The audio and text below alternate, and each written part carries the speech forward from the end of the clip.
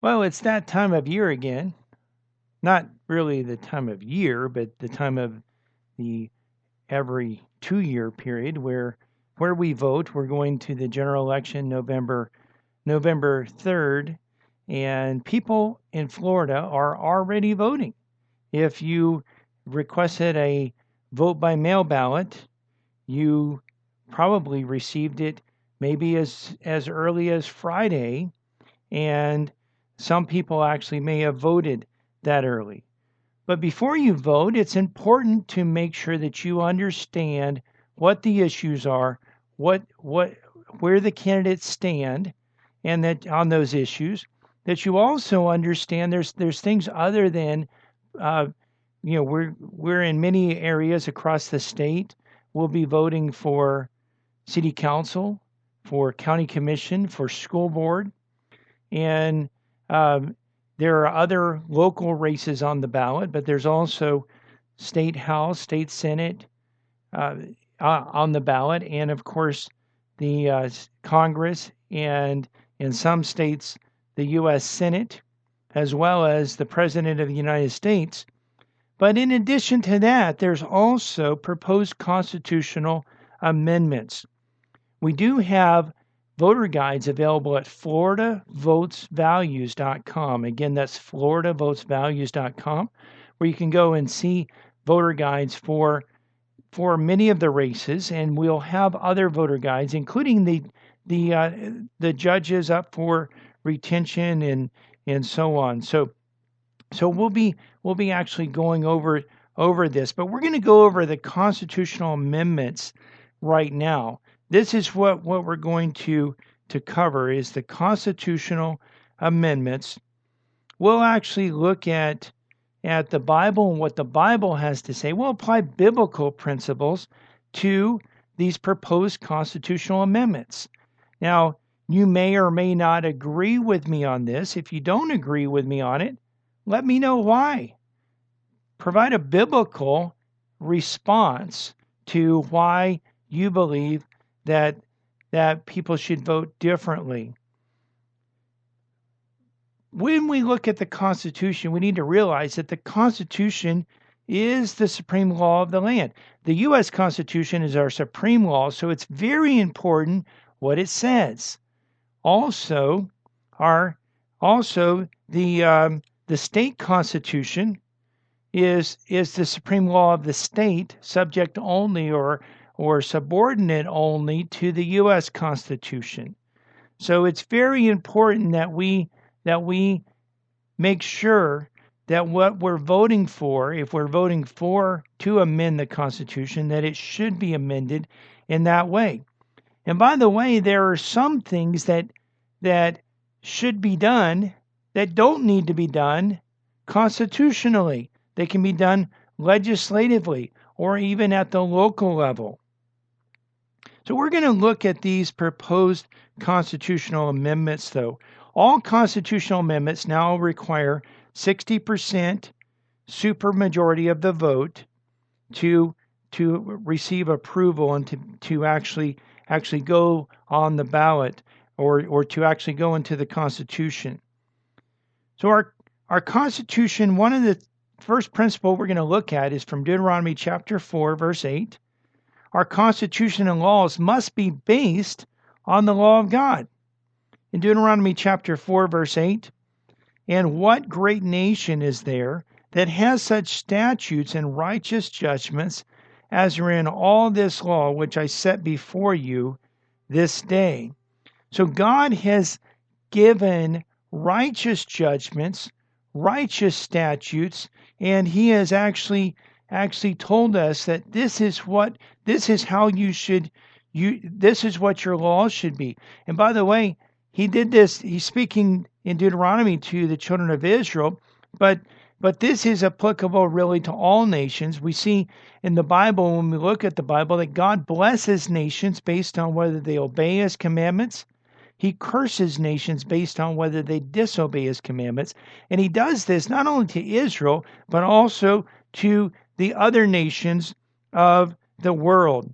And by the way, we may not get through all of the 6 proposed constitutional amendments this this today, but if we need additional time, we'll cover the additional next week as well. The first proposed constitutional amendment deals with citizenship and voting. So it's titled Citizenship Requirement to Vote in Florida Elections. So with each of these proposed constitutional amendments, I'll be reading summaries provided by Ballotpedia, and also reading what a yes vote would mean and what a no vote would mean, again provided by Ballotpedia. And then I'll be applying biblical principles to each of these proposed constitutional amendments. So what would this proposed constitutional amendment do? So Amendment 1 would amend Section 2 of Article 7 of the Florida Constitution to state that only citizens of the United States who are 18 years old or older are qualified electors in Florida. The Florida Constitution currently reads every citizen of the United States who is at least 8 years of age and who is a permanent resident of the state, if registered as provided by law, shall be an elector of the county where registered. Under the ballot measure, the Florida Constitution would say only a citizen of the United States who is at least 18 years of age and who is permanent resident of the state is, if registered as provided by law, shall be an elector of the county where registered. So it's changing every with only a. So every citizen versus only a citizen. A yes vote supports amending the Florida Constitution to state that only a citizen of the U.S. who is 18 years old or older can vote in Florida. A no vote opposes amending the Florida Constitution, thus keeping the existing language that says every citizen of the U.S. who is 18 years old or over can vote in Florida. This proposed amendment, did reach the ballot through a citizen initiative funded by the Committee of Citizen Voters, Inc. So, by the way, a lot of these ballot initiatives, in fact, I believe the majority of these that are quote unquote citizen initiatives, were actually bankrolled by wealthy people, or in many cases by wealthy people, or by a lot of people that were actually paying people to petition. So when we get when you hear citizen initiative, it doesn't necessarily mean it was a bunch of volunteers that did this. It was really probably in many cases one or two wealthy people that actually paid many people to go out and petition. But when we look at biblical principles here, one is we see from Leviticus chapter 24, verse 22, you shall have the same law for the stranger and for the one of your own country. For I am the Lord your God. So we're supposed to have the same law for the stranger and for one that is in our country. And this is why really we should, and our elected officials should make sure that the people that are coming into this country agree with our laws and really agree with the principles of Christianity and the principles at least that are laid out in the Bible with God's commandments. So we should make sure that obviously if only we're only going to allow citizens that honor our laws and honor God to come into America, then obviously we should only allow the same to vote. Also, Deuteronomy chapter 31, verses 12 through 13 says, gather the people together, men and women and little ones, and the stranger who is within your gates, that they may hear that they may learn to fear the Lord your God and carefully observe all the words of this law, and that their children who have not known it may hear and learn to fear the Lord your God as long as you live in the land which you cross the Jordan to possess. So this is important, that not only the citizens, not only the people that were Jewish people were supposed to hear the law, but even the strangers were supposed to hear the law. Now, this isn't practiced today, but it should be. We should actually gather publicly and proclaim the law of God, that we might learn how to fear God, that our children might learn how to fear God, that we might honor Him and keep His commandments. So it is really important that we do protect. Now, there are opponents of this proposed amendment that say, well, this really isn't going to make any change. And it's possible that it may not make any change. And really, there are very few non-citizens on the Florida voter that are registered to vote in Florida. But there are some that have registered to vote, actually non-citizens. So this would shore up the language. It would shore up the language of the Constitution to make it clear that only citizens should vote. And I'm recommending a yes vote on Amendment 1. The second proposed amendment to the Constitution of Florida is for raising Florida's minimum wage. Now, this would amend Article 7, Section 2. Now, on first thought, when we think about, well, let me, before I started now analyzing it, let me just read what it would do. So Amendment 2 would increase the state's minimum wage from $8.56 in 2020 to $15 in 2026. Under Amendment 2, the state minimum wage would increase each year as follows: $10 on September 30th, 2021, would continue to go up $1 per year, also on September 30, until it reaches $15 on September 30th, 2026. It would then be adjusted every year after that on September 30th for the CPI, or the Consumer Price Index, for urban wage earners and clerical workers. So a yes vote supports the initiative to increase the state's minimum wage incrementally until it reaches $15 per hour in September 2026. A no vote opposes the initiative to increase the state's minimum wage incrementally until reaching $15 in September 2026, thereby keeping the current minimum wage at $8.46 per hour. How the amendment reached the ballot, this was a citizen amendment or citizen initiative. Again, that doesn't mean a bunch of volunteers were going out and collecting signatures. This was bankrolled by Attorney John Morgan. You may have seen him if you're traveling down the turnpike or I-95. He's the guy that looks like he's a funeral home director that's actually an attorney that wants to sue people, and he wants you to use him to sue them. In fact, he kind of looks to me like he might be just about half dead, and they actually probably because he has so much makeup on for the pictures. But we're going to look at biblical principles on this. And first, the Bible does say that we shouldn't oppress the poor. Deuteronomy chapter 24, verses 14 through 15. You shall not oppress a hired servant who is poor and needy, whether one of your brethren or one of the aliens who is in your land within your gates.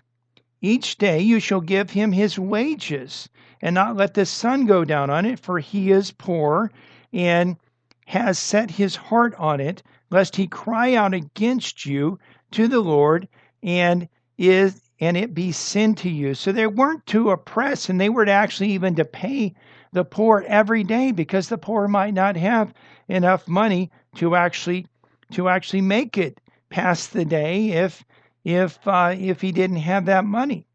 Malachi chapter 3 verse 5 says, "And I will come near you for judgment. I will be swift against I will be swift, a swift witness against sorcerers, against adulterers, against perjurers, against those who exploit wage earners and widows and orphans, and those who turn away an alien, because they do not fear me, says the Lord of hosts." So here we see that God actually judges people that oppress wage earners or exploit wage earners. So we shouldn't have exploitation of wage earners. We shouldn't allow that. Proverbs chapter 16 verse 26 says, the person who labors for himself, for his hungry mouth drives him on. So the person who's laboring needs to be able to have the reward, the just reward for their labor, and because they are actually going to receive benefit from that, and their hungry mouth will drive them on. Now, Jesus had something to say about wage earners and what is fair and what is just, and whether really, I mean, you can really look at this parable, the parable of the workers in the vineyard, and you can draw a lot from this. We'll read here in Matthew chapter 20, verses 1 through 15. "For the kingdom of heaven is like a landowner who went out early in the morning to hire laborers for his vineyard. Now when he had agreed with the laborers for a denarius a day, he sent them into his vineyard. And he went out about the third hour and saw others standing idle in the marketplace, and said to them, 'You also go into the vineyard, and whatever is right I will give you.' So they went. Again he went out at the 6th and the 9th hour, and did likewise. And about the 11th hour he went out and found others standing idle, and said to them, 'Why have you been standing here idle all day?' They said to him, 'Because no one hired us.' He said to them, 'You go into the vineyard, and whatever is right you will receive.' So when evening had come, the owner of the vineyard said to his steward, 'Call the laborers and give them their wages, beginning with the last to the first.' And when those came who were hired about the 11th hour, they each received a denarius. And when the first came, they supposed that they would receive more, and they likewise received a denarius. And when they had received it, they complained against the landowner, saying, 'These last men have worked only 1 hour, and you made them equal to us, who have borne the burden in the heat of the day.' But he answered one of them and said, 'Friend, I am doing you no wrong. Did you not agree with me for a denarius? Take what is yours and go your way. I wish to give the last man the same as you. Is it not lawful for me to do what I wish with my own things? Or is your eye evil because I am good?' So here we see a principle that the landowner and the workers agreed on a wage. So the landowner could have said, 'Well, I'll give you half a denarius.' And the person might have said, 'No, I'm not going to work for half a denarius.' The worker could have demanded more. But the landowner and the worker agreed. There wasn't any set amount that they were supposed to receive.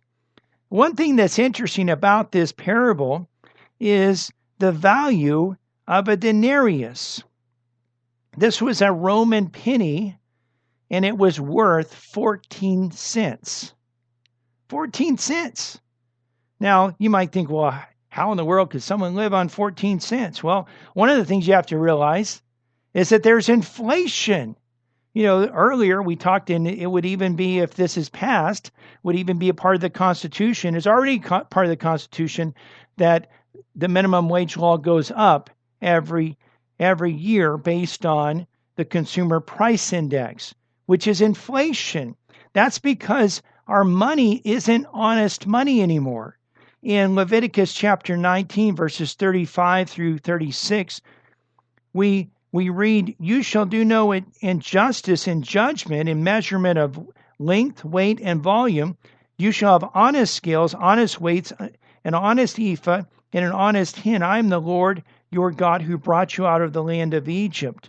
But our entire economy in America is really based on inflation. And the government wants inflation, and they even have, the Federal Reserve has a set inflation target rate. They don't want the inflation to be too much, but they don't want it to be too little either.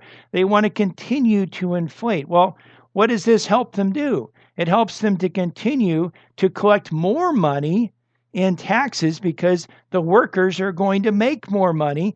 And if you keep the tax rate the same, you're going to have more money coming in.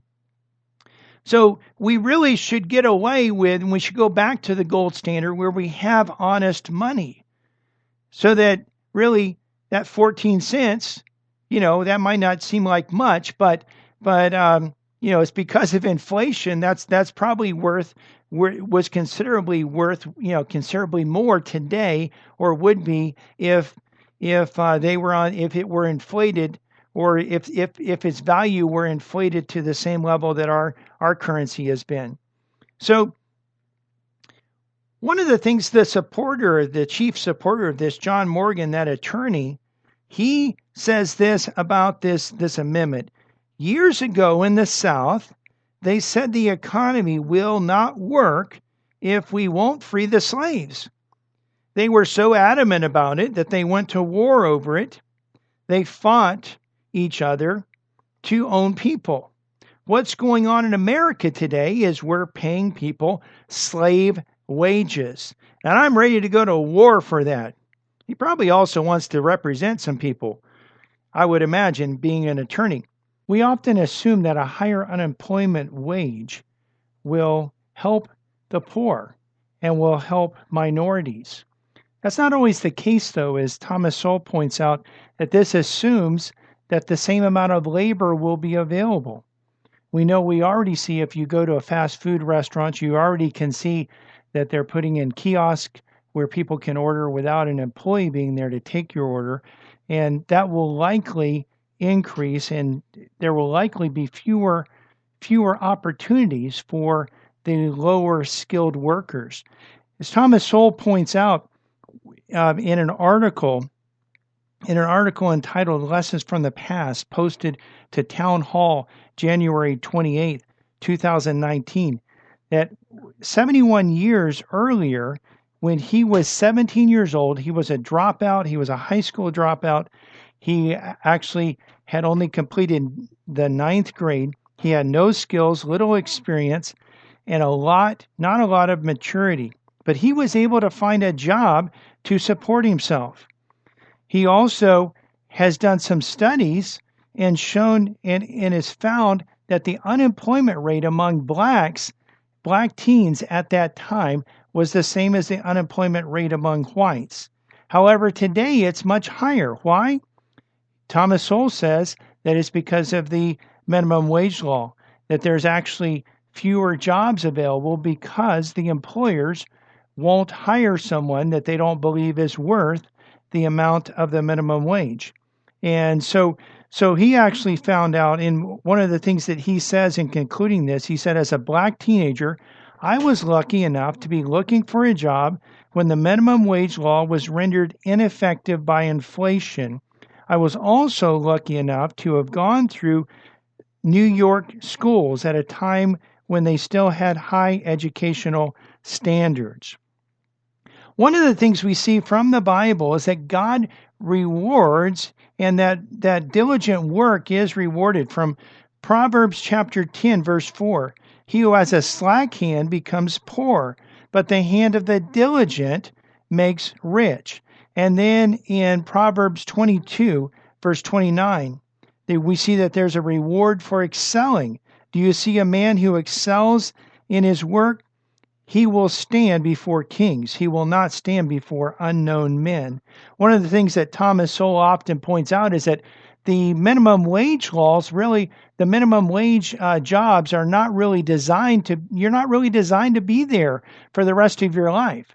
We do have the ability to gain skills, to improve our learning, to improve our abilities, to develop some of those, to be diligent, and also to develop excellence in what we do so that we can achieve a higher level of success in the future than when we're just starting out in our jobs. So for these reasons, I am recommending voting no on Amendment 2.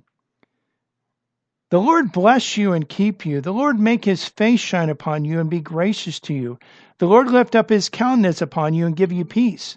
Now to him who is able to keep you from stumbling and to present you faultless before the presence of his glory with exceeding joy, to God our Savior, who alone is wise, be glory and majesty, dominion and power both now and forever.